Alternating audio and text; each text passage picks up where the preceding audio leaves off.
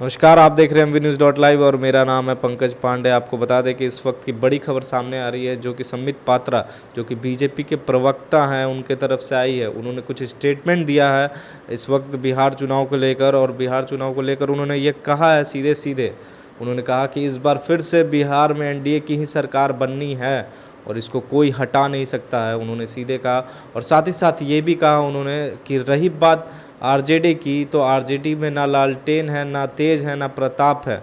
उन्होंने कहा कि आरजेडी में कुछ नहीं है, जो है सो एनडीए में है। तो आइए सुनते हैं इस खबर को विस्तार से।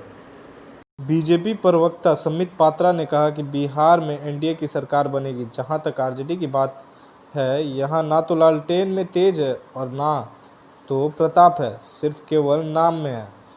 पात्रा ने कहा कि बिहार में विधानसभा के चुनाव है, इसीलिए 70 जगहों पर प्रेस कॉन्फ्रेंस। बिहार घर में एक तरफ नीतीश कुमार है, दूसरी तरफ कोई नहीं।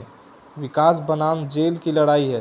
2020 का चुनाव, एक तरफ विकास पुरुष नरेंद्र मोदी हैं, दूसरी तरफ विकास बाबू नीतीश कुमार। दूसरी तरफ का महत्वपूर्ण नेता जेल में है अपनी करतूतों की वजह से।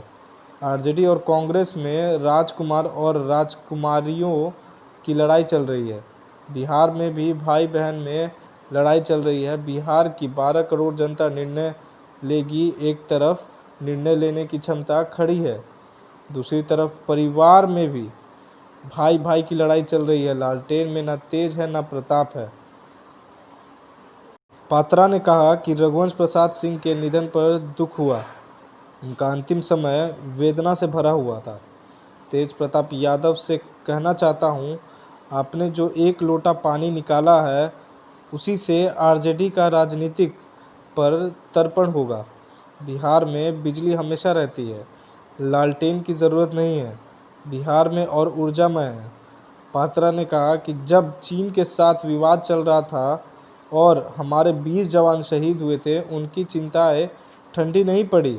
तो उस दौरान राहुल गांधी राजनीति कर रहे थे, देश को चीन से आगे सरेंडर बता रहे थे। क्या यह राजनीति करने का समय था? लेकिन हिंदुस्तान की जनता किसी भी कीमत पर बिहार में उनको वोट देने वाली नहीं है। उनको बिहार की चुनाव में सबक सिखाने वाली बात है।